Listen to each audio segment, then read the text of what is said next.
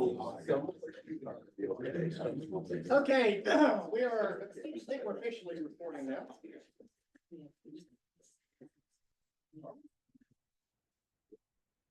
Yes, we welcome everybody to the Focus Friday. We're going to have a slew of people probably join us on Zoom in just a second, but I want to go ahead and get started. We have our guest here. But before we do, I know we have Mike Riley. He is the president and CEO of Huntersville Medical Center, and Novant is a presenting sponsor of our program. So we want to give our attention to Mike Riley. Mike. Hello, Bill, and hello, everyone. Great to be here today. Looking forward to the discussion. As always, Novant is so proud to sponsor. Can you hear me? Gotcha. Yeah, got me. Okay. Again, Novant is proud to sponsor the Focus Friday. Looking forward to the discussion today. No significant updates around the healthcare world. Biggest thing I want to let everybody know and everybody in the community know, Huntersville Medical Center has been around for 20 years. We are having our 20th year anniversary on Saturday, November 2nd from 12 to 5, bouncy houses, face painting, all kinds of fun. So we invite everybody out to that to celebrate our 20 years. And I will give it back to you, Bill. Thank you very much, Mike. We appreciate it. Beth, I am going to turn it over to you to introduce our speakers. Very good. Thank you. Hello, everyone on screen, and thank you all for all showing up. It's great to have a full room. Appreciate it. We have certainly a full panel, and to all the commissioners and to the executive director of Mecklenburg EDC, we certainly appreciate you making the trek up here to address our business community and friends. I will do an introduction in a moment of the commissioners. I wanted to pause for 1 second.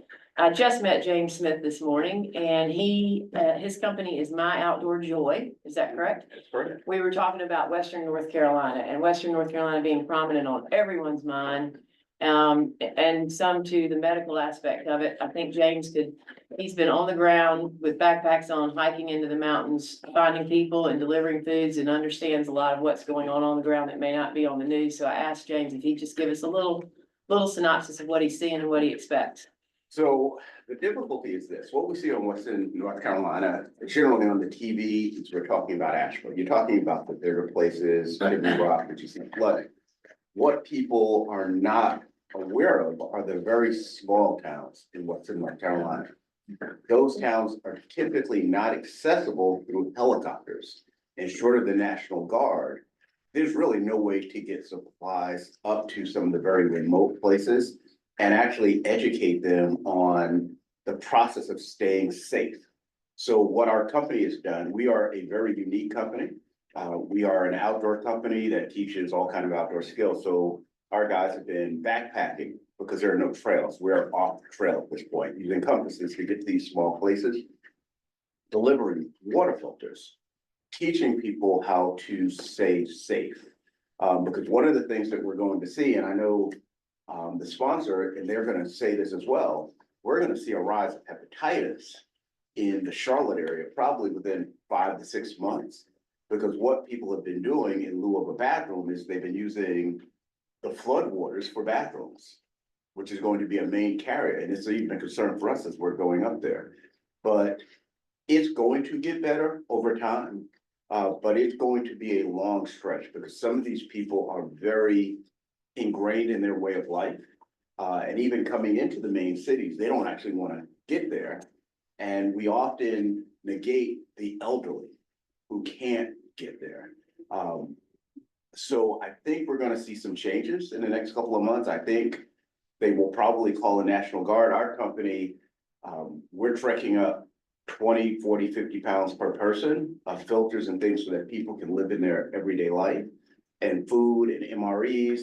You know, why I'm not 100 pounds, I still can't figure this out yet. But I think it's going to be a long road before they get back to normal. And we stop talking about the Asheville's of the world and not talking about places like Blacksville. There's literally no road to the town. So they are literally islands in the middle of North Carolina that have few, if any, supplies. So that being said, it's going to be interesting over the next couple months. Yes. Is there anything you need? No, we've we've done pretty well. Our company is like a small little shop with all of the supplies and equipment we have. So I think we've handled the bigger supplies because we're bringing up big water filters so they can literally, we've taught them how to filter the flood water so that they can drink it, how to wash, how to, we're bringing up buckets. The one thing we teach a prepping class here in Charlotte as well, it's, using water to flush your toilets, because what people don't realize, in the absence of running water to your house, you don't have toilets. So teaching people how to use the stream water for their own toilets, it's just been an educational process, and we camp out there all the time, so I think they're gonna be okay. Do you know if all the towns have been reached? I will say this, we've brought in enough supplies for probably 5 towns. We've done 12 trips up there, so I think they're going to be okay.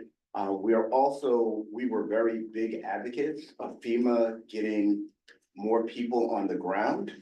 So I think our pleas and the pictures that we talked about, and we happened to show them and say, stop talking about Asheboro, start talking about Asheville, stop talking about Chimney Rock. What you're talking about is economics, the economics people. You're talking about the economics of North Carolina, with those places. You're not talking about the people. When you start talking about the people, you start talking about Blacksville, you start talking about Louisville.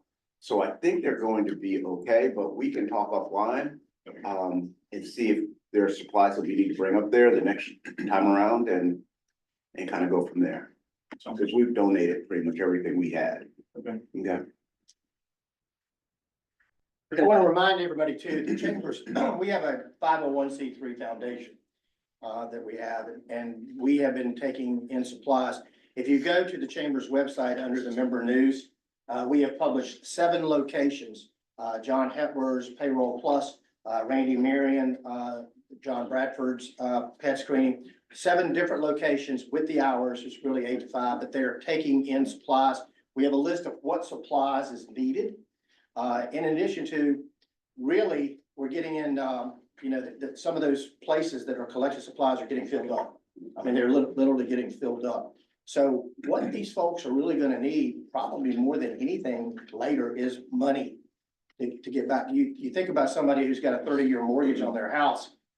Now the house is gone, but they still have the mortgage on that house. So we also, the chamber has an account. So if you wanted to, you can make a check payable to the Lake Norman Chamber of Commerce Foundation. 100%, I was just telling Montez, 100% of those funds, we don't even get an administrative fee, Mr. Chairman. It's nothing going off the top. It goes straight in to the relief effort. There's also a GoFundMe page that's been set up. If you go to GoFundMe and you put in Lake Norman, you'll see that. Amanda Dudley, Amanda Dudley, who has created, or a long time ago created the Exit 28 Ridiculousness site, has actually created a GoFundMe site. So if you wanted to do it to GoFundMe, there's a portion of that does go to GoFundMe, but most of the funds go back to us at our foundation, and we'll go back right out. So again, money's really needed, but there is a list of donations. And John Hetler and his staff and a lot of these places are gonna be open through the weekend, taking in your supplies. Thank you so very much for doing that. Yeah, and just And thank you, everybody. I'm sorry, James, go ahead. just want to try to build lots of supplies, no logistics to get people to get supplies to eat. That's the missing one. And thanks to everybody in the chamber that's participated. I know we've, how many pounds of relief? John took 45,000 pounds on Sunday of 2 weeks ago in one day. Yep. In one trip. Well, so thank you, everybody that's participated, and thank you, everybody that serves, which means you all. Thank you so much for your service to this county and to this region. The county commission, in some of my research and fun with this position, poll friends and family and ask what they're interested in or what questions they may pose for the current panel or the upcoming panel guest. And a lot of folks sort of didn't really understand what the county commissioners did, which is not a surprise, I don't think, to you all. But most of the boards and commissions, your primary responsibility is budgeting. Your first and foremost, you have to budget and you have to vote. That's what you have to show up to do. As defined, I would say that adopting the county's annual budget each year, establishing annual property tax rates, appointing the county manager, the county clerk, the county attorney, tax administrators, appointing various officers and representatives to advisory boards, and assessing and prioritizing the community needs from everything from health, education, welfare, mental health, and the environment. Small job, I understand, but that's why we have 9 county commissioners, correct? Six district commissioners and 3 at large. And today we have the privilege of having Chairman Dunlap, who's been, well, trying to figure out the best way to do this because I have so many great panel guests. Chairman Dunlap, Commissioner Powell, who is our district representative and has been so, and Commissioner Mark Jerrell, who this is you served 1 term, or is this and you're running for 2? You're running, Third term. your third, I'm sorry. I got my number. I knew I'd mess something up. So I might just, bear with me, I'm gonna give a little, the bios of each commissioner just quickly, and then we'll roll into some questions, and they're always the budget questions, the red line questions, but we also want to know your thoughts on the county and North Mecklenburg, and how North Mecklenburg fits into some of the processes and the thoughts that you have. Clearly, the red line is a factor there too. We also have Roger Johnson with us. He's the executive director of the Mecklenburg EDC, who is here to explain what his opportunities are and what your opportunities as business leaders and business folks in this community are.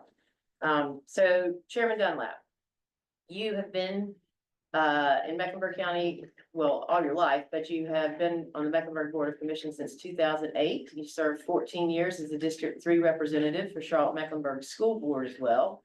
You served as the county's Effective and Efficient Government Committee, a member of the Public Safety Committee, a member of the Economic Development Committee, and as a liaison to the Mecklenburg County Fire Commission. You were also a former DARE officer with the Charlotte-Mecklenburg Police Department. I believe you sort of began your service as a police officer, and clearly have a leadership a desire to serve your community. It's been your lifelong experience. Commissioner Mark Jerrell is the the current sitting vice chair of the Mecklenburg County Commissioner, and represent District 4. That's the eastern part of Mecklenburg County. You were first elected in 2018, to correct myself earlier. You're engaged in the community and focused efforts to support social justice, equity, improving the lives of all people in Mecklenburg County. And you currently are serving on the Intergovernment Relations Committee, Economic Development, Environmental Stewardship, Health and Human Services Committee. And then Commissioner Powell, who has been also a longtime community servant. Commissioner Powell has been a board member since 2010. The vice chair, you were vice chair, let's see, 2018 to 2018 to 2020. 2018 to today as District 1 representative. Prior to that, you were also the chair of the Mecklenburg Park and Recs Commission. But you have spent many years of service throughout your career, and are a nurse by trade? 35, metabolic support. There you go. So we have a group of very qualified, very servant-based leaders who are here to address our interests up in Mecklenburg County. First and foremost, well, you have an election year this year. So Elaine, you have an election. You also have an election. You have a contested race. You do not. How difficult is it, Chairman, each year to work and address with new talent that comes to the board? Well, first of all, good morning, everybody. Thank you for the opportunity to come and talk to you. You know, I think our biggest challenge was when 4 of the 9 commissioners were replaced at one time. Because it was during that time that the new commissioners who didn't have the experience was challenging decisions that were made by the previous commission. And if you know anything about government, one commission cannot compel another commission to do what they want to do. So we were essentially rehashing issues that had been resolved. What that did was slow down a number of the projects that we had in the pipeline. But fast forward, we've gotten through that, nothing was derailed. And so we're moving forward with all of the projects that we had on board at that time. And of course, we're looking at how we develop projects as we move forward. So that was probably the most challenging time, but since typically you only have 1 or 2 new commissioners coming in at a time, nothing that will drastically change the way or the direction of the board. It seems to have worked out rather well. Very good. So you passed the budget. That's the primary goal of the county commission, $2.5 billion budget. How do you begin the process? Well, funny you say that. The process actually starts after we start implementing the budget that is just passed. So in January, we will be doing our budget retreat, where things that we've heard over a period of time will be taken into consideration. So let me just step back for a minute to say that when I became chair 6 years ago, I'll never forget this. There was an article in the Observer talking about what a bad idea it was to have me to be chair, because I'm the first district representative to ever serve as chair. Previously, all chairpersons were people who had won an at-large race. But we know from history, simply winning at large does not dictate what your abilities are. And so with the help of some of my colleagues on the other side of the aisle, we were able to change that.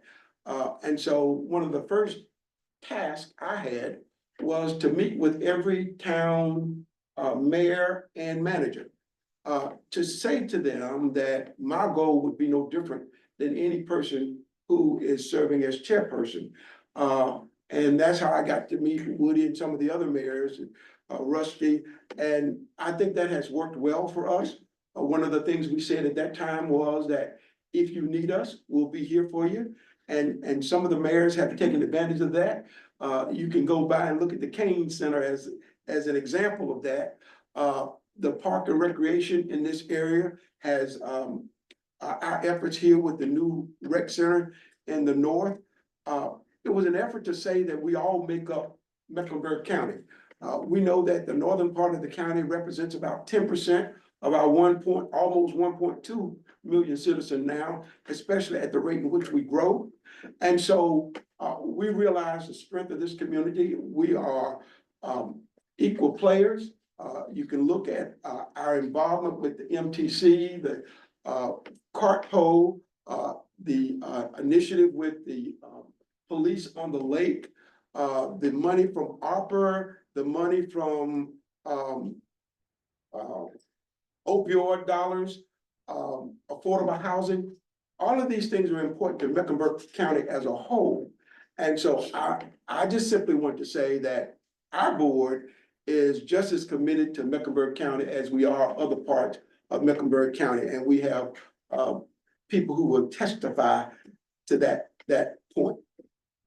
I certainly agree and recognize that, but it is good to hear all the points as you bring out your involvement in the Kane Center, your involvement in the Lake Patrol, things like that, that sometimes we feel like we do a lot on our own. North Mecklenburg, I feel, we've always felt we've got to figure it out on our own and then ask for help. But I have recognized, certainly when I was a commissioner in the town of Davidson, I do recall you coming through and visiting with each and every town board and offering opportunities. Elaine, can you speak to some of your experiences as our representative, and has it been difficult? You've certainly been a voice for us. Our Parks and Rec are strong. We're getting stronger. The vision would be to have connecting greenways throughout the county.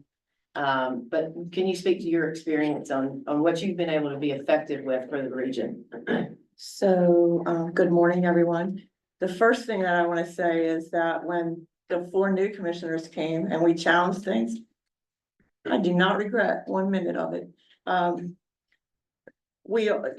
represent the people, and when the people have questions, I will carry them forward. It is my #1 commitment. is to make sure that citizen voices are heard. And so what we've made a big difference on it from the beginning is making sure that citizens are heard more often. And so as a board, with a lot of cheerleading, we decided to change the way that we took input on the budget. So instead of waiting until the county manager made her recommendation, and then the citizens had, a couple weeks to respond to that. Now we listen, right around the budget retreat time. In fact, we wanted to kind of direct our conversations when we are in budget retreat. So, the 4 new commissioners in agreement, like we pushed for that, but we added the number of times that we hear from citizens about their priorities. We make sure that all of our decisions are guided by community pulse reports. Our priorities, we develop our priorities in the budget retreat based on citizen input. And so it's extremely important to me. And then, one of the big things that we've made a difference in, and we do a lot in North Mecklenburg that doesn't get recognition. But one of the biggest things that we've done that I love, as far as what I'm talking about, is the participatory budgeting. So we added that. And so every district got $500,000 to go to different committees that were formed in each district to decide what were their priorities. And so I'm bringing this up because it's tied to Roger, but it's also tied to the belief that this board really wants to hear from citizens. It's our job. So when we heard from the citizens of North Mecklenburg, they wanted all these different things, but number one, they wanted manufacturing internships in North Mecklenburg. And so it has been extremely successful. At that time, they got $125,000. That was the allotment that the citizen group gave. They gave $125,000 to it. We developed this program with Lake Norman Economic Development. They named it Pivot Program because they got the money and they had to come up with a program like that. Has been very successful for young people. We had a presentation in the Economic Development Committee. It was just pure joy to listen to. All of the great experiences that our young people were getting in the manufacturing industry, and then their ability to and maybe you'll talk about that, Roger, and then it was so successful that in this current fiscal year, we added more money. We added $185,000. So as long as it's successful, we hope to continue that. But that's just an example of, really valuing citizen input, and look what happened. And then they farmers market at the North Region Rec Center. That was part of what they wanted. And so I have a whole list, but I don't want to take up all the time. But we do significant work in North Mecklenburg that doesn't get the limelight. But I'm ready to put the limelight. Well, there's opportunity for you to go through the list. I think it was really interesting for us all to hear. Okay, so I wrote down some that really are like big chunks of money. $460,000 on Lake Patrol. $363,000 for Ada Jenkins Center. Almost 50 million on greenways and nature preserves in the North Region. Pottstown Planning Grant, not only, the reason we gave a planning grant to Pottstown is significant land acquisition in that area for parkland and potentially some affordable housing. And so we gave them that planning grant money. So many different things. So a significant chunk to a dental van at Cook Community Health. 100,000, 165,000 to the health clinic, 35,000 to the Lake Norman Marine Commission. Jeff Tart might know about this one, Lingbia. We had to. On Lake Norman. Yeah, so we had a cyanobacteria outbreak on Lake Norman. We had to jump on that before it got worse. It's toxic. Yes, and so we partnered, we gave 10,000 for Lake Norman. It's worse on Mountain Island Lake, so we got 20,000 for Mountain Island Lake. That's why it's good to have a commissioner with an environmental stewardship background. You know, people say, oh, like, she's so environmental. You bet I am. And they're like, we need elected leaders that know about the environment and that care about it and are committed to it. Which is, that is a good point. Do you all see, and this is for the whole panel, the lake, the physical lake as an economic driver in Mecklenburg County? Yes. Does it affect your district, for example? We've had, I think, in the last 2 years, certainly since post-COVID, I am fortunate that I do spend some time on the lake. And in the last couple of years, I have seen more folks that are not from this area. We have the boat rental programs and folks are coming out. The unfortunate thing about the lake is, Mayor Washington and I've spoken many times, is the foresight in the development around the lake was short-sighted. We have a lake with big, fancy, beautiful houses and very small public access. Yeah. So the appreciation of sort of the boat recreational side of things, I think, has enhanced the ability for county folks to come up and enjoy the lake. Yeah. Well, thank you for the question and good morning, everyone. Before I get into that question, there are a couple of things I want to say. The bio, a bio is never really it's a general framework to tell you a little bit about someone. But one of the things I always like to say is I'm a husband and a father, number one. And I think that's important to point out because all of us as leaders know that the family is behind us and with us. And they stand with us. And I always like to lift that up. I do have 2 girls and a wife. I'm also a veteran. So I served in the United States Army Reserves for quite some time, over a decade. And so I like to lift that up. And also a small business owner. My sister and I have a speech therapy company. We've been in business since 2006. We've got a couple locations throughout the state and employ a significant number of team members across the state. So I run the business and then my sister acts as a clinical manager, essentially. And so that might give you a little flavor of my focus. The other thing that I want to lift up is whenever we raise our hands on any decision, it impacts 1.2 million people, regardless if you're a district rep or you're at large. It impacts everyone that's in the footprint of Mecklenburg County. And I argue this, that it actually impacts our region, not just people in the footprint of Mecklenburg County. My argument is, if you were in this proximity, if you are coming through Mecklenburg County, our decisions will impact you. Because you can be coming from anywhere in the world and experience some wonderful parks, our lakes. Anything in this region, our businesses, which are economic drivers, our small businesses, economic drivers and engines, not only here, but across the country. And so we take those decisions that we make when we lift our hands. We are looking at everyone.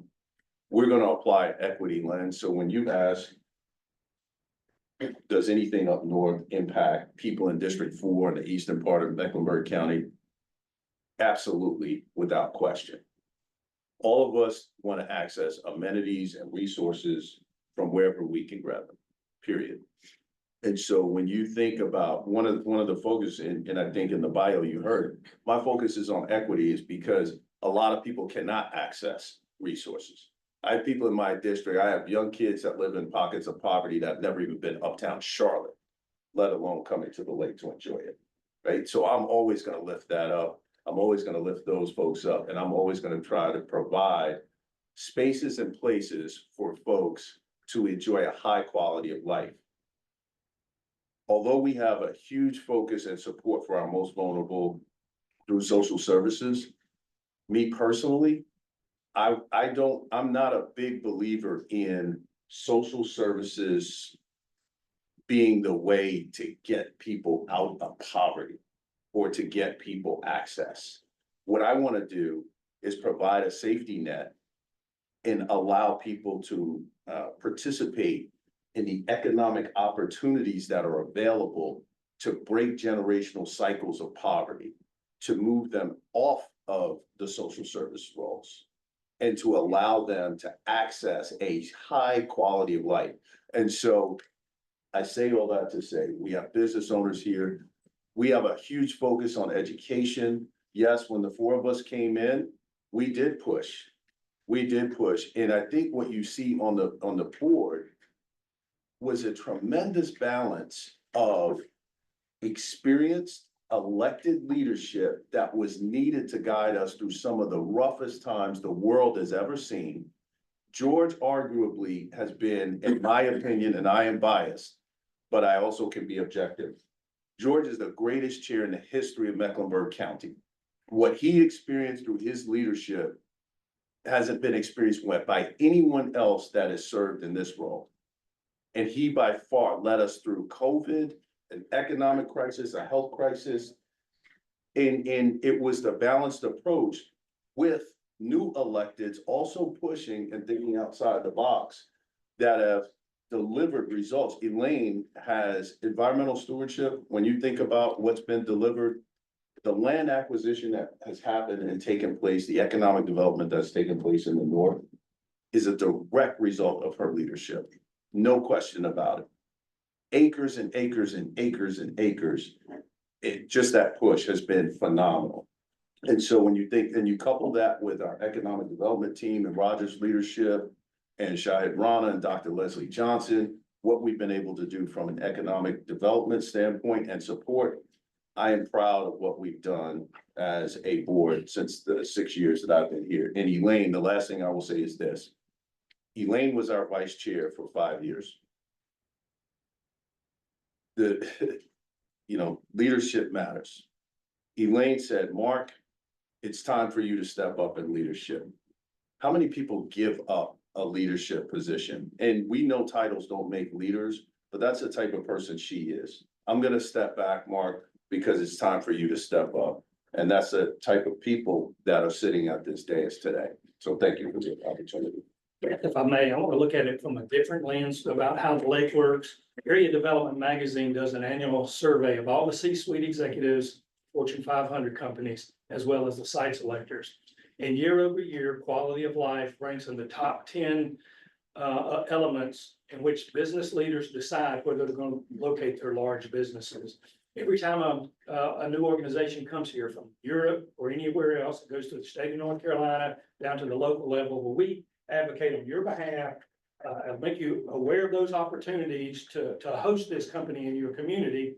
Without question, the lake is a positive differentiator for your community.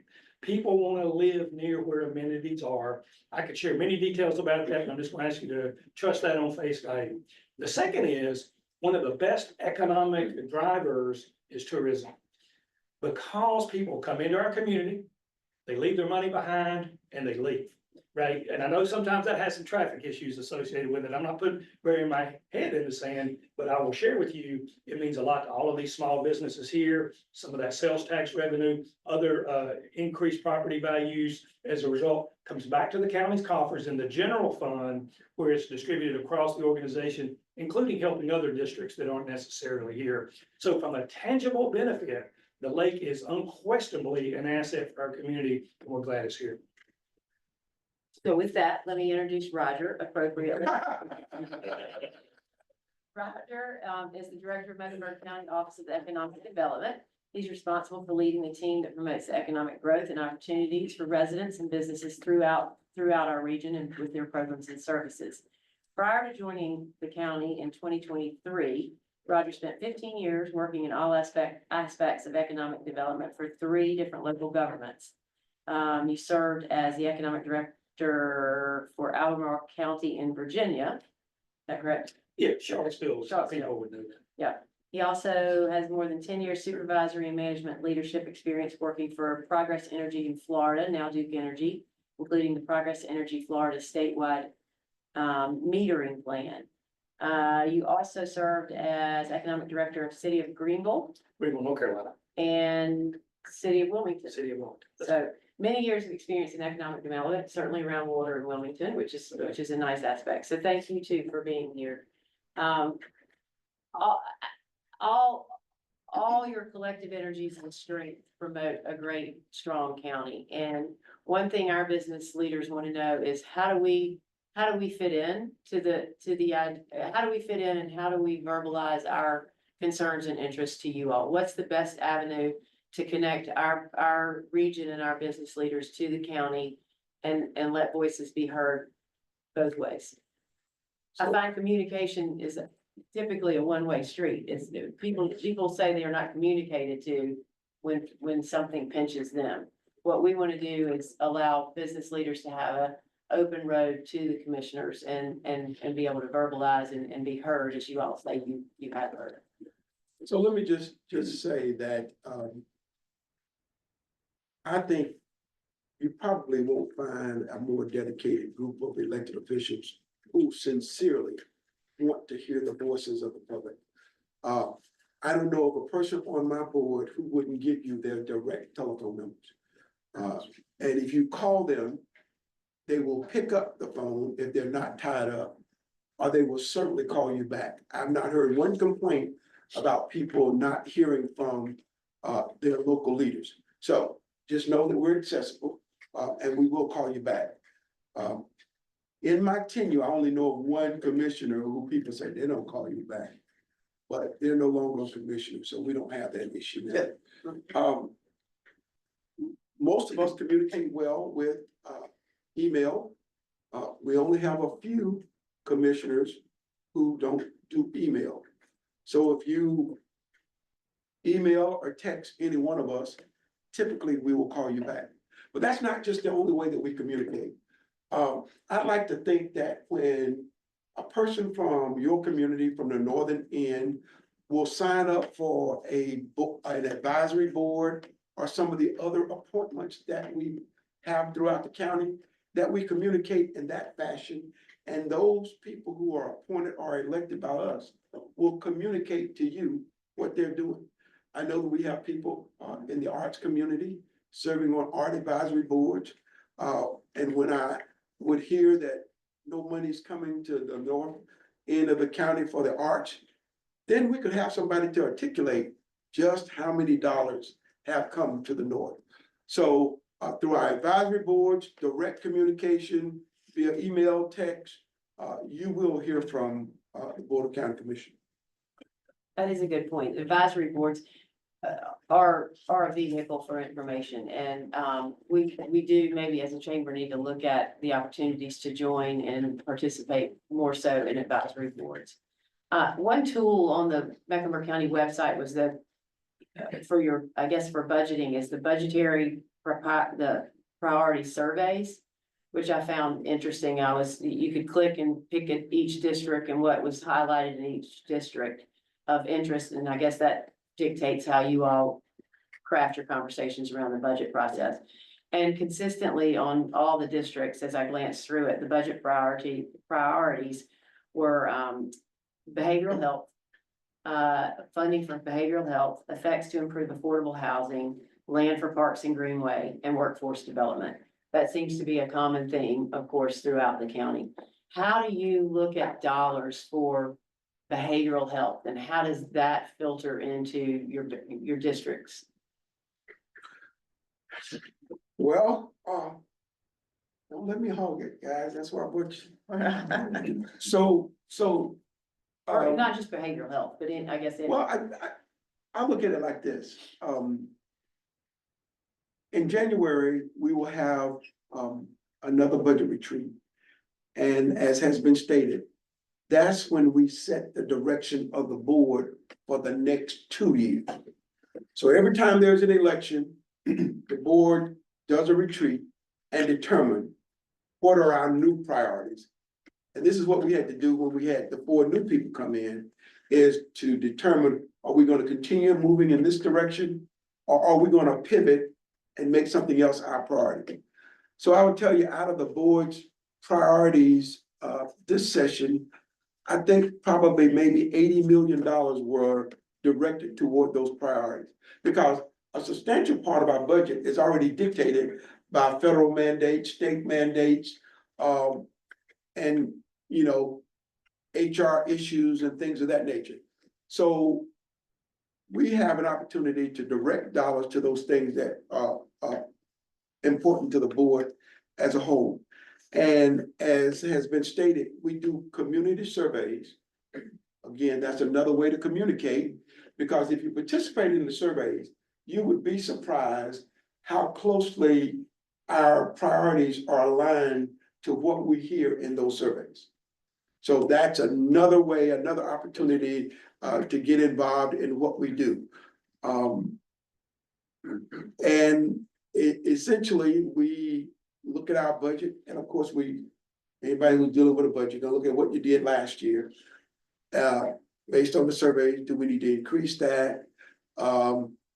Did we not use all the money for those particular things? And so the reality of it is the spirit of cooperation of nine people really trying to understand whether or not we're making substantial impact on the issues that we consider to be our priorities. And the way we find that too is we have access to a tremendous amount of data. So we don't arbitrarily, as you all know, we're not arbitrarily doling out money. So the information that we receive from the public is really important, but it needs to align with the data that we're seeing as well. And so as the manager comes through and makes a recommendation to the board, we're processing what we're hearing from the community, how the manager is slicing up this pie, and then really synthesizing this to figure out, is it too much what she's recommending? Is it not enough? Do we want to take from this bucket? To the chairman's point, did we allocate funds and now we're running a fund balance? We did not use all of the money. And so data has to be a primary driver of our decisions. And I think over the years, we've done, and first off, let me just say this, we've got a tremendous staff. Mecklenburg County has the best staff, I believe, in the country. And so when we request information, when we get data, we painstakingly apply that data to make sure that it aligns with what the community needs are and what the data is telling us. And I want to add to it. So as you were talking about, there was significant flooding in Western North Carolina, but there's also significant flooding in my district, our district.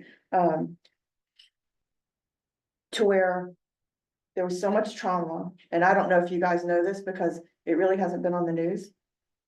But at least 4 houses and the land under the houses went down the river. And at least 89 houses have had significant damage. There are 4,200 FEMA claims right now. But in the process of all this, there was a request for mental health services.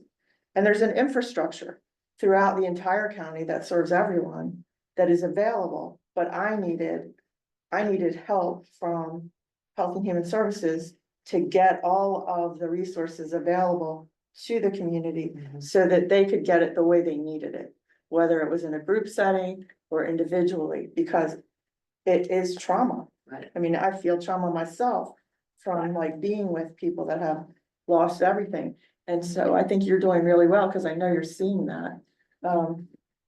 It's hard. It is difficult. An event such as the Western North Carolina affects the whole state, clearly. And we as the lake, I do recognize that there's lots of damage on the lake as well. Speaking of bringing it all together and your staff, the commissioners are good. You're only as good as your staff and the data you get, correct? Dina Dioria has now announced that she is leaving, retiring after, it'll be 12 years, I think, as county manager. At that point, what's the succession plan? Is there a search committee in place for her role at this point? Have you all already reached a decision at this point? You maybe can't share all that, but We are the search committee. you are the search committee. We are, Okay, yeah.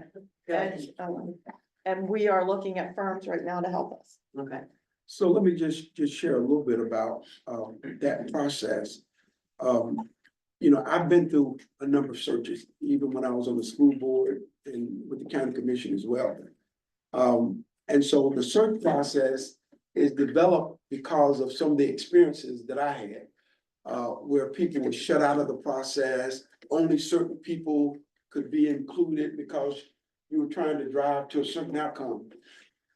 And so one of the first things that I said with my colleagues when Dina made her announcement is, do we want to have subcommittees or do we want to do it as a whole. It was important for me to hear all of the voices, all of the time on this issue so that nobody felt left out. And so we're operating as a committee of the whole. By agreement, of course.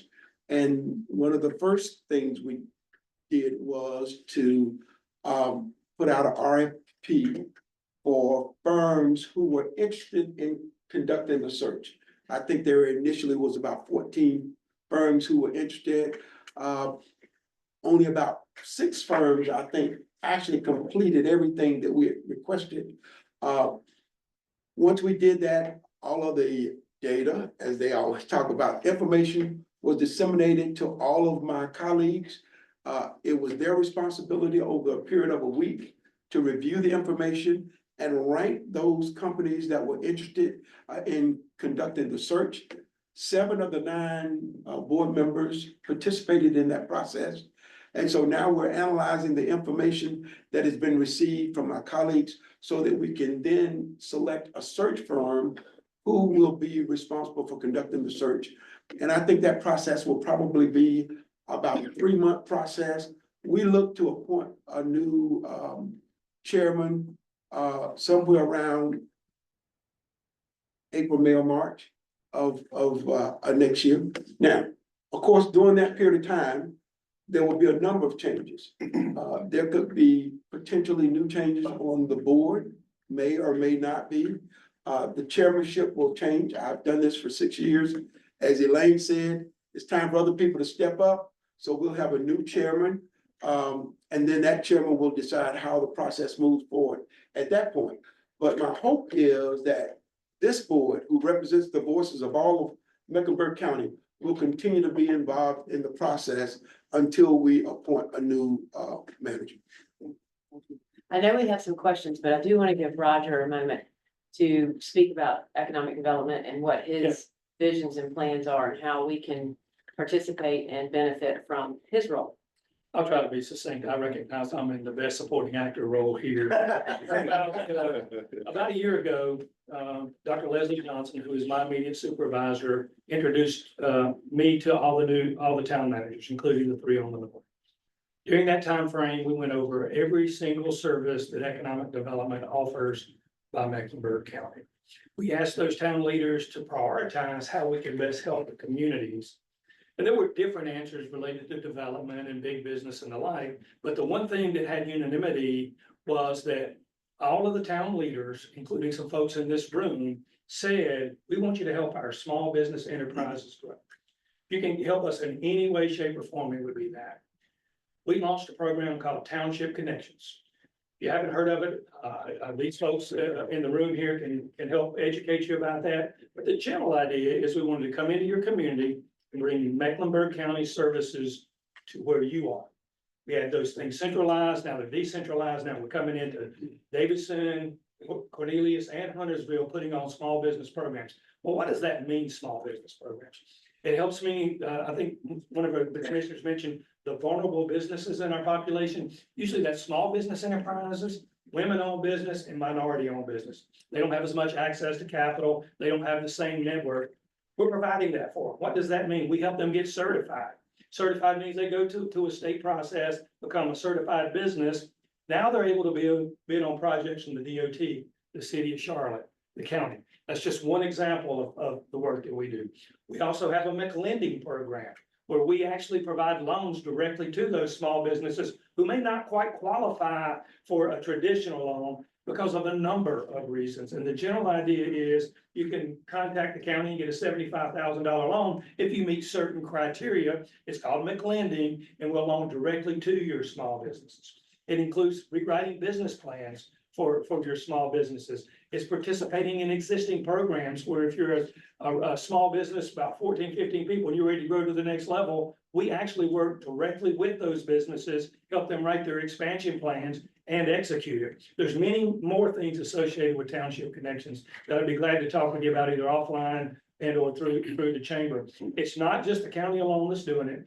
When we met with the town leaders, they said, we need you to connect with our existing organizations who already kind of do that work. So that means the Davis and Hurt Hub. It means this particular chamber. It means the Lake Norman Women's, help me with the name, I'm like, on the top of my head, small business group. It means some nonprofits that are doing work here. The general idea is, it's not just about the money that the elected officials, it's also about some intellectual capital. These folks have directed staff to go help small businesses, and we're doing it in your community. Let me just add to that the county established 2 other programs that business people can take advantage of. Is the Business Launch Pad and the Get Up and Grow program. And through each one of these programs, when people attend these sessions, they learn everything there is to know about business acumen, how to grow your business, how to develop clients. And everybody I've spoken to who participated in these programs will see a substantial increase in the growth of their business. And so these programs are as well are offered to residents in the north. Very nice. I've got one other thing, and it's not on the agenda, but I want to say it every time I get a chance. Oftentimes, when we bring a big business, by the way, we're serving in lieu of the Lake Norman EDC right now, while that thing is being reevaluated. We be Mecklenburg County, we have a business attraction and retention group. I won't dig into that, but I do think it's important that sometimes the Charlotte Business Journal, the Charlotte Observer, the news, you'll read these announcements that says Mecklenburg County offers 3 million incentives for Siemens to come here. I just want to make sure that everybody in this room, and most of you probably do, recognize that's not your tax dollars going directly to Siemens, all right? How that works is not reported. How it actually works is those large companies come into our community. They invest the $100 million they say they're going to invest. They hire the 400 people that they promised that they were going to hire, and then they pay their taxes. And we give them some of that tax money back, right? It's not your dollars going to companies. It's their own tax dollars that they're keeping a portion of in exchange for doing good for our community.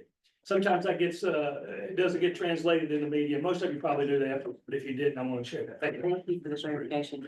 There are so many programs that Mecklenburg County offers that I think maybe awareness of those programs is something that we as a chamber can link to and have more position on a website so that we know when the township connections are going to be. And you mentioned the Pivot program. I know that Melinda Bales has been very involved in the Pivot program too. It's fascinating. And we did have the opportunity to have CPCC Rep Fansler here, who is the head of corporate engagement for CPCC, talking about the trade schools and what a tremendous opportunity we have with our community college system here, and how Mecklenburg County Commissioners participate well in that. The funding trickles down to make us all a great county. Now, questions. I think Edwin, you had a question. Yes, excellent panel. I think you guys are music to my ear. So my question is, Commissioner Powell said that she's environmental. Commissioner Jerrell said that he's social service, and I'm currently back in school to get a master's degree in social work. I think it's going to help me with what I do as an elected official. Roger, you made the comment that economic development, which is great. And you said you want to come into our communities to bring social services to us. And my friend George, Commissioner Dunlap, so he's dedicated group who wants to serve, and I know that to be true. I'm an Air Force veteran and 13-year retired entrepreneur. My political focus is and always will be veterans and small businesses. Many of our veterans and their dependents in Cornelius, Davidson, and Davidson, they travel to Salisbury for veteran services, and those in Huntersville travel to Charlotte for the same. More dollars in the bank account strengthens our small businesses in our area. As the 12th Congressional District Commissioner for the Veteran Affairs, I am aware that many veterans are entitled to benefits that they are entitled to, but they aren't getting it because they refuse to go to another city to file for benefits. That could bring $1 million into our communities. And because they travel from Cornelius and Davidson to Salisbury for benefits, and those in Huntersville travel to Charlotte, what are your thoughts about bringing those services, meaning a veteran service office in our local areas, so our veterans and their dependents do not have to travel out of town? if they don't have to travel out of town, that could be more money for our gas stations locally or more for our pizza restaurants and things of that nature. So what are your thoughts on bringing those services up north? Because there's no plans currently for veteran services offices, once you pass, the Beatties Fort Road corridor. You was heard. Well, so that you guys understand how we work. This is not the first time that we are hearing this. So, because of Commissioner, we came to, where did we go to Huntersville? We went to Huntersville Town Hall. Yeah. To talk about this issue. And we have agreed to look into the issue to see what, if any, thing we can offer to bring veteran services closer to the town. I will have you know that all across the state of North Carolina, there are issues with veteran services. In fact, there is not a veteran service office in every county in the state currently. And Mecklenburg County has two within our county. The one off of Freedom Drive and then the one off of Eastway. And so we're looking into that. We talked to people in the town. We're looking at what incentives they might offer, how we can partner. For example, they're building a new town hall. They got some extra space. If they provide the space, then what do we need to provide? So we're looking at that, but this is a good example to let you know that people do communicate with us. And when they do, we begin to work on the issues. First of all, thank you for your service. I'll mention one other thing. At the last board meeting, there was a request to direct the current county manager, Dana Diorio, to look at our existing policies as it relates to MWSBE support. As part of that process and part of the feedback like you're giving us today, I can assure you, we'll take a look at how veteran support plays into that overall policy. More questions, Mayor Washington? Just to piggyback on some of that, okay, so what's happening even in the Salisbury region is, for instance, like their dentist, they've only got 2D X-ray. So even if we go to Salisbury, we're not getting the care that we would get in the community. So one of the things that they have done though, is they've done community referrals, but there's not that many of the people that are registered. So for instance, if something happened through speech, if your speech company was registered at the referral, then those veteran offices they will then give you the referral if you were to go there. So for instance, I got 3 new teeth yesterday at Landmark Dentist because they were the community referral because Salisbury couldn't do what they need. So it's not just us needing it, but it's some of the other locations are lacking. So if they're not, that's when we need the community. And there's only so many authorized providers that then we're going to be here. So I not to take it. Yeah, I know just to that point. I'm kind of, sorry, I want to feedback off this. I'm kind of novice to all this, but why do veterans have to go to one specific spot? Why can't all providers provide for veterans? I mean, why can't they all be part of that system? So that's a federal issue, and we don't get to make that decision. But what Mecklenburg County does is over and above what Veteran Affairs does. Is there a way that we could set up our own program to make that work? I don't know that the federal government would allow you to do that. I mean, Okay. And I don't want to get into the teaching stuff, but there is a process where we all understand that as local officials, we are basically pass-through services for the state. And of course, the state is pass-through for the federal government. So when you get into questions like that, you're talking about layers and layers of bureaucracy that oftentimes we're not in a position to answer, primarily because we don't have that authority. That's unfortunate. Yeah, but what we can do, trust me, we will do. Thank you for your questions. Mayor Washington? So I just want you guys to know, how important you are to us. I guess that's how I'll start this conversation. We depend on the county. You make us a better town, a better place to live. You support us in so many ways. So it's important, it's really important for us to have your support and have those relationships in place. So many aspects and it's not just parks and it's not just arts. It's medic, it's our public safety, it's our fire departments. I mean, the list goes on and on and on.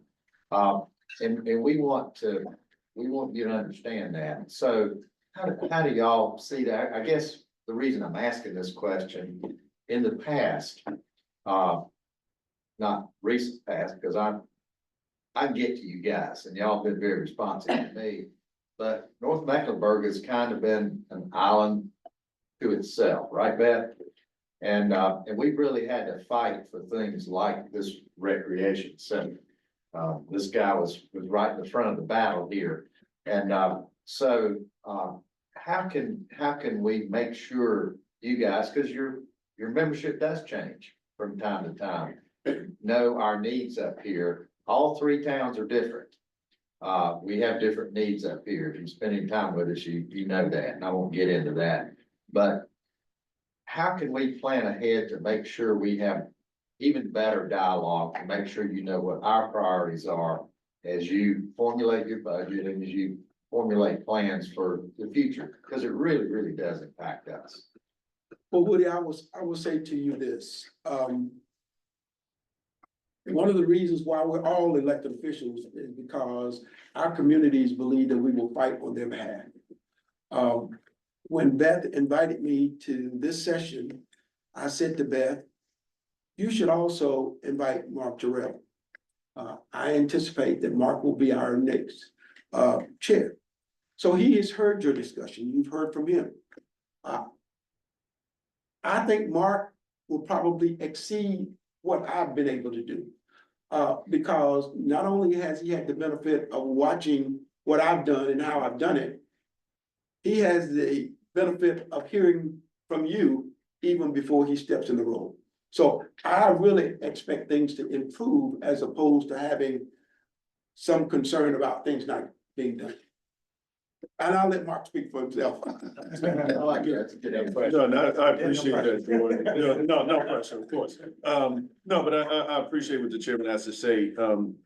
Mr. Mayor, one of the things that I would say is, I would want to hear from you and your team to help me understand the best way that you can deliver. Like, what would be convenient? What is a good way that would be inclusive and convenient for you and the team to be able to deliver your ideas, your thoughts, and help us understand what support is needed. I'm probably more of a macro guy than I am the micro, so if we can move 80% of that list, let's move some big rocks and move those impediments out of the way. But I would lean on you to let me know, hey, do we need to have a one-day summit or something like that? Let's get staff in the room and make sure that we've taken all of that feedback from all of your stakeholders. And then we can synthesize that and then come up with a plan to say, this is how we'll move forward. That's great. That's great feedback. And, we always work hard on our state legislative priorities. But Not so much the county. we probably ought to be communicating to you guys the same way. We need to do that. Yeah. Woody, it takes me back to the days when I was first a commissioner and our three towns were not necessarily in sync together on a lot of things. And Woody and Melinda and I were the mayor pro tems and decided, well, we were gonna get together and have lunch. And that has, I think, been a consistent theme throughout, and now the mayors are much more joined and enjoying. So maybe a lunch with your North Meck friends would benefit all. And in a consistent basis. I feel like sometimes we have these meetings, it all sounds good, and then when our hair's on fire is when we try to approach the commission. So if we have consistent opportunities to meet and gather, not just via electronic And communication, that's not but saying we a don't. round table boil. We don't have a great rep, because we do. Because I was getting ready. I- Get ready to You add have a that. great, no, no, I've been everywhere. yeah. I have been No, everywhere. Absolutely, and have been consistently, but just a consistent gathering of the minds would always be helpful. Well, I think a breakfast is good. I think a breakfast is good and some, a rhythm and a frequency. But one of the things that I think is important is for us to really have more of an official take where staff is present and we're really making sure that we're drilling down on the policy that may be needed and really hearing and taking those things back in an official manner. That way we can provide direction to staff to provide the support that you want. And so, Yeah. so the one thing I will add is that during my administration, one of the things that we did implement is a legislative breakfast where Yes. all of the towns are invited to bring your issues to us. And we also have the opportunity to bring our issues to our legislative delegation. Yeah, so I'm Bill Leonard, I'm with Atrium Health, and we talked briefly about prioritization of behavioral health. And Commissioner Jerrell talked about the leadership of getting through the pandemic. But I want to make sure everyone understands the brokenness of what happened to our citizens during the pandemic. We're going to deal with for a very long time. The kids, it's their lifetime. The brokenness of the behavioral health system is dramatic. I run the busiest emergency department in Mecklenburg County at Atrium Health University City. Also have one in Huntersville, and I'm building a hospital here, Mount Mountain, etc. I see it firsthand every day. The behavioral health system is broken. Many of the agencies are now back in place, but the habits and practices of saying no, because they got real good at saying, no, we can't back in 2020, they're still doing it on a regular basis. They're not doing their full roles because they got comfortable not doing it during the pandemic. So the brokenness and accountability of some of the agencies that are getting funded is a real and material issue. And our citizens deserve better. And it needs to be a priority in your budget. And I understood it was a lead-off topic, but I just want y'all to understand from a firsthand view, it is very broken. And again, it needs to be a priority, and it's a complex issue we're not going to solve right now. But just, again, as somebody who sees it, it is very real and it is getting worse every day. Let me just say this, I don't know of anybody who understands that brokenness better than this Board of County Commission. Which is why we took the step to, number one, change our mental health agency. And from all indications, the relationship between Mecklenburg County and that agency is working well. The problem stems from, it's not the blame game, but for those of you who know the history of mental health agencies in the state of North Carolina, we started out with about 7, then we went to a smaller number, and I think we're now down to 3 or 4. And so they have the responsibility of providing all of this health for the whole state. And then now we're dealing with the tailored plan, which means that these agencies only focus on a small group, which is the most neediest group. And then the rest of them are the services provided by your typical health care agencies like the Blue Cross Blue Shield agencies. The other thing is that the state essentially rated the funds from a lot of these agencies, which means that once you take the administrative fee off the top of that money that comes to the federal government, then there's an even smaller percent that goes, well, the state takes money off, then it goes to the agency takes money off. And so there's less money going to direct services. So the way we change that model is we have to have some impact on state. So that they don't continuously take the money from these agencies that are actually providing the services. In Mecklenburg County, we've been fortunate in that we've been able to partner with some nonprofit organizations. We partner now with the, who's the football player? Steve Smith. The Steve Smith Foundation that provides, mental health services. And so luckily, in Mecklenburg County, we've been able to figure out other ways to provide those services, but we're not done. We're still looking for ways to connect, because as you stated, the effects of COVID are going to be around for some time. And my guess is that the effects of this hurricane are going to be around for some time, because while the group of Mecklenburg County who suffered the most is a small group, but you remember what happened with I can't think of the name of the hurricane, but how many people moved to Mecklenburg County as a result of what happened in the bayou? Katrina. So those people are moving to our area who have been affected greater than the people who live in our area. So we can expect this to happen for some time. Thank you very much, and I'm glad we're on the same page, because more is what needs to be done, and appreciate the innovation. And 2025, your new chair, sounds great, thank you. Well, we can stay all day, or I can't keep my commissioners here and Roger here all day, but we thank you so much for coming. If you have any other statements, we so appreciate your service. And I think what's exemplified here is a desire to help you do your job better. We want to be a part of working with you so that we can all improve our lifestyles. That one comment I just make as the chair Yes, sir. of the chamber. Roger, appreciate you being here completely. You are a resource that you are going to get bothered a whole lot now. Let me know you're here. It's an interesting, if you look around the room, almost half the room is held elected office, either currently or sometime in the past. So most of us get it. George, my oldest, is now 38 years old. We've known each other since my oldest was in elementary, and my kids went to elementary school of all places, Lincoln Heights. So we date ourselves. Elaine, we overlapped almost 20 years ago as I was coming off. You were coming on for a little while on the county Parks Commission. Mark, I've watched your work, what you guys do. Being here into my fourth decade in Mecklenburg County, county board historically has only been surpassed by the CMS board as being totally dysfunctional.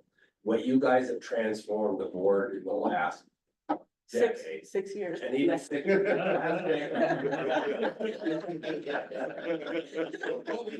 Next year. We appreciate that you do. That's caliber of people, the willingness to serve, the openness, skill sets, the willingness to listen. You guys serve as a really good example for people who do this job. And the last thing, and picking up on Woody, a little bit different spin. We all get municipal, county, and state legislature. They're intermingled. They're not distinct lines. We have different responsibilities at each, but we serve the same community overall, and it's the ability to blend and work together. I'm looking forward to your services going forward and your careers, and just as a board and a chamber board, we thank you for what you do. You've been a tremendous resource for us. Thank you for being here. Thank you. Thank you. And I do want to say something. You know, I own that I have the environmental reputation. I own that. We have That's every. a surprise with your parking. I'm proud of it, because clean air and clean water matter. You know, like, there won't be any kind of economy if people don't want to move here, because it's toxic. And so with the rate of growth, we need elected leaders that are paying attention to that. But I want to say, but we share that priority. It is in the top 3 priorities of the county commission.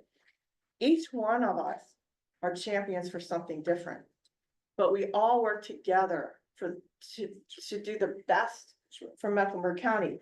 I don't say, oh, you know, Commissioner Jerrell, you care too much about that priority. We need champions. And so we're all champions of something different, and we work together very well and support each other. But I do want to tell you, like in COVID, when he was talking about brokenness, there's so much brokenness. And the home medic staff, like, it was very hard on them. We lost a lot of EMTs. And so when I would talk about what is happening, you didn't want it to be like, 911, please hold. You know, because we don't have any, we can't even get it, people to work in the ambulance. And I kept talking to people like throughout the state, and they said, oh, it's like that everywhere. And I thought, you can't say that, we're Mecklenburg County, it can't be like that everywhere. Like, we have to do something. And so Commissioner Jerrell's mother is a nurse, and I knew, like, I thought he's my co-champion. So I asked him to help me, and I want everyone to know this, like, we do so much good work. So we went to CPCC, we went to Medic, we brainstormed, we came up with an idea to have something new, a pilot. Something that wasn't done anywhere else. And we said, we want to do a pilot. Commissioner Jerrell gave excellent input about, like, you know, together we crafted this great plan. It has been very successful. Through CPCC, we did the pilot funding. It was a tiny amount of money. It was like less than $150,000, but it made such a big difference, and they are fully staffed in EMTs now. The program will continue, and now it's going to expand into adding paramedics so that emergency management is also a priority, but it doesn't ever get celebrated. And so, thank you for giving us some time to put it in the limelight. I appreciate that, and we will anxiously await when we have our dedicated medic service up here in North Mecklenburg. I'm trying. I know, I'm trying. We will anxiously, we've been in the conversation. On a final note, let me just say that, I have thoroughly enjoyed the 16 years that I've been elected to serve on the Board of County Commission. And, the last 6 years have probably been the greatest time of my career in that, I've had this opportunity to serve, not just my district, but all of Mecklenburg counties. And so, my reward for that, of course, is that I was elected to the second vice president of the National Association, which is another reason why I decided to move away from the chairmanship while we still had good leadership on the board. And so I'll be representing you from the national level, and in 2 years, you're all invited to New Orleans when I'm sworn in as the national president. All right. On that note, we're gonna be wrapping things up. A couple of things real quickly. Thank everybody for joining us virtually also, and this was recorded, and we'll send it out to folks. Roger, I want to piggyback on what you said about the quality of life, because the lake is extremely important. In 1996, we began advocating for lake access, and we had a former Parks and Rec director before Jim Gard just said adamantly it will never happen. And Jim came on board, Elaine Powell, former Commissioner Karen Bentley, and we reached out to a demographic that would not have had an opportunity to access the lake. So thank you. Township connections far surpassed our expectations. And it is a great way to engage our local business community. And then the pivot program, thank you for the investment you're making, because Jamie Lane and I had the opportunity to call on some businesses that didn't participate before. One of them, Reynolds here in Huntersville. And they're not looking for more economic incentives. They're looking to engage young people. There's young people who don't want to go off to college. They want to get straight into the trades. But unfortunately, the high schools, they don't have the applications and the processes to be able to strictly engage them into our manufacturing and here. So thank you very much for making the investment in the pivot program. That was fantastic. The next program, Beth, we're trying to look at, as we're moving into the Christmas season. I had a great opportunity to go to Lowe's and see some of the things that are happening sometimes in our bigger retail establishments, so the crime taking place. And we hope to engage Lowe's, but now with the hurricane, I'm not sure if Lowe's is going to be able to participate because it's all hands on deck. But we will probably have our local law enforcement talking about things our retail businesses should be doing as we approach the Christmas season with the crime rings that are actually facing us. And I saw the videos of what's happening in Lowe's and some of the bigger boxes. It's astounding. So that's probably going to be the next program. Beth, thank you very much for emceeing today, and thank you very much for our Mecklenburg County leadership for being here. And I'm sure you can stay around and answer some questions. Afterwards.